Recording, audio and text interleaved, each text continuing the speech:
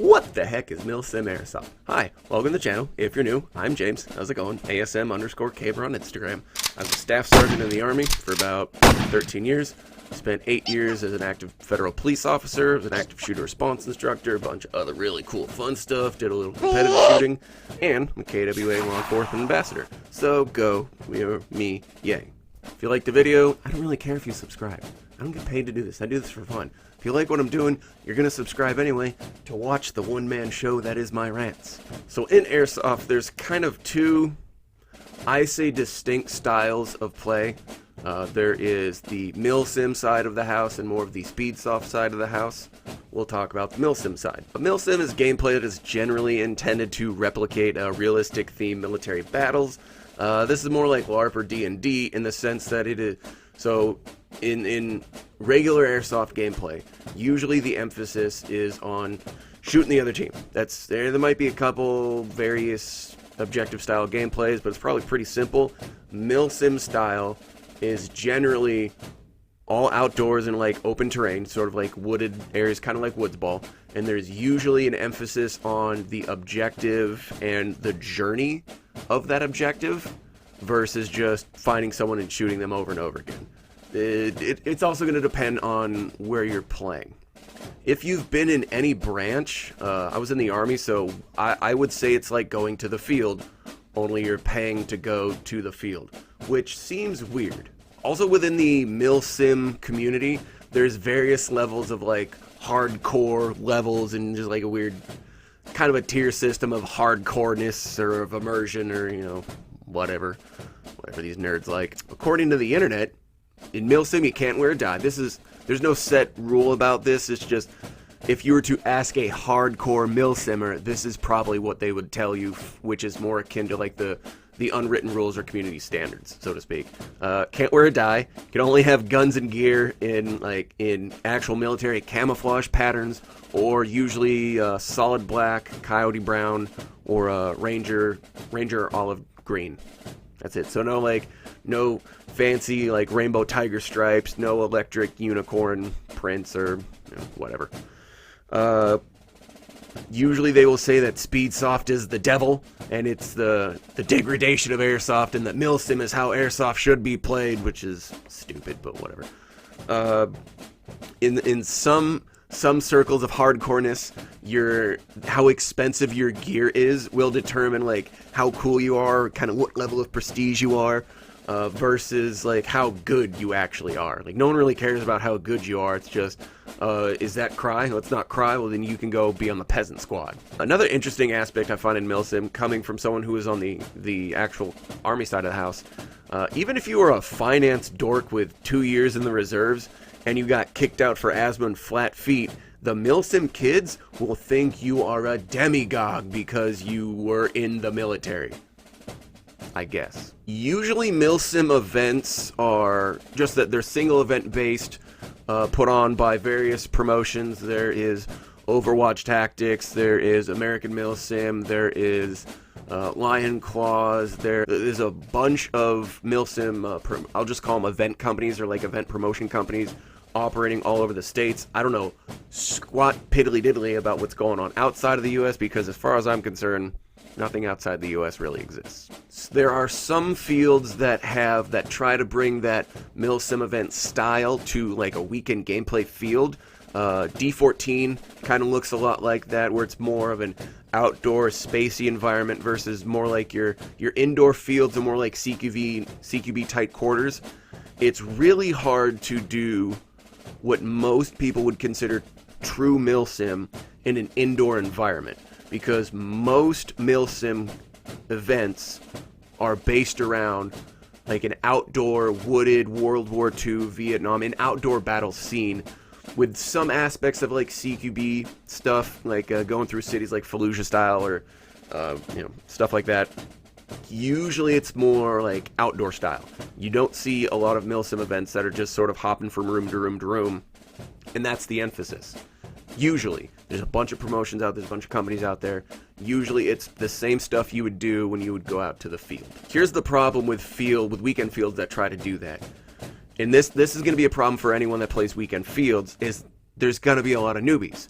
to meet a lot of kids that don't know what they're doing, and just kind of a lot of people most hardcore players try to stay away from. Harder core players on Milsim usually like to only, like hardcore, like the true dedicated ones, they usually just kind of like to stay with the events, with the single event-based companies, because of the price tag and the lack of rentals. It's not going to like really hit with newer players. So you're really not going to see someone going to their first airsoft experience at Milsim West or at Copperhead or at Overwatch Tactics. I'm not saying it doesn't happen. I'm saying that's not necessarily who their target market is. Like Milsim West can be up to several days continuous gameplay and a couple $100. Some, maybe you have one event that'll only do like 8 hours straight going on. Some might do 12 hours or 14 hours. Can range anywhere from $80 to $200. That's not going to really hit with a rental player who's used to playing for $40 to go all day. There's a marketing thing there.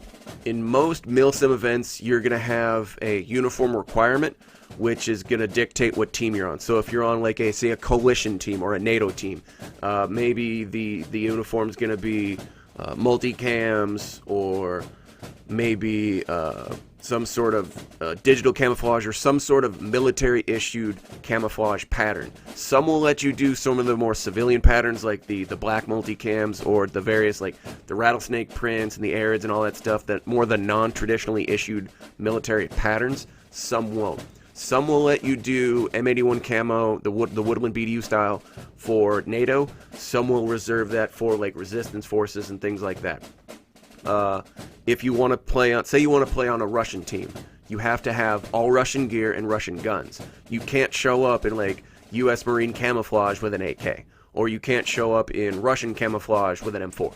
Like, some event companies don't care. Like, hey, just here's the basic generic of what you have to follow, or it's colored based or it's camo based. We don't really care about guns. It depends on the who you go play through. Some promotions will have character classes, so you can register as a team leader, you can register as a platoon sergeant, you can register as a sniper, as a heavy gunner, things like that. You can squad up. You can be, if you show up by yourself, you can be put in a squad. There's a lot of different options in that. But those are things you usually see in the event base. Like, hey, this weekend we're doing this event in this location, and then we're not going to do another event for 4 to 6 months. That's fairly common. Versus more of like your indoor weekend fields, which has to tailor to newbies. They have a monthly lease they have to pay, so they can't really exclude anyone because they have to pay the lease. They have their employees they have to pay. They have rentals. They have private birthday parties. They have all these things they have to cater to because they have a monthly lease they have to pay, versus an event-based promotion that says, hey, we're going to rent this piece of land. They're only going to charge us X thousands of dollars for the weekend, and then we're gone. Boop, that's it. Depending upon the terrain, they'll modify the FPS beyond what a normal field might have. So yeah, say most snipers I've seen at the most on a regular rec field will cap them at around 400 to 450 with twos, and even then, most of those fields aren't letting those sniper rifles run anything higher than about 2.5, sometimes maybe a 2.8 BB. There's not a whole lot of fields that are really letting dudes run threes in a sniper rifle that are running that high of an FPS.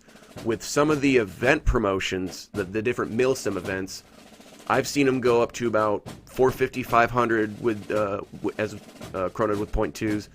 I've seen some of them let their snipers run up to about somewhere in the threes. I've seen it usually about no higher than somewhere in the threes. But there's also the 100-foot MED. You can't really have that on a rec field because some fields aren't even 100 feet. But there's also expected to be longer engagements because of the terrain layout. You're not going to be constantly fighting from room to room to room, and with some of the weekend rec fields might be set up. The layout, the terrain is different. You're going to see, squads of dudes coming from maybe 100 yards away before they even see you, so you can set up an ambush and knock them out, well outside of 100 feet, depending on what kind of gun you're running, depending on your squad layout and all that stuff. If you're wanting to stick to that sort of the harder core Milsim side of the house, where you're really only trying to play like events and only events because you want to kind of stay with that certain market, but you're also kind of wanting to do some drop-in weekend games, you're really going to want to look at the rule set for what that field allows.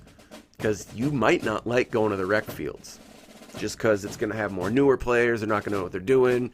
You might be trying to go through a door and there's like 4 little 11-year-olds just blocking the door, standing there, and you're trying to push your way through. And it can be pretty frustrating, I'm not going to lie. It's kind of a pain in the butt.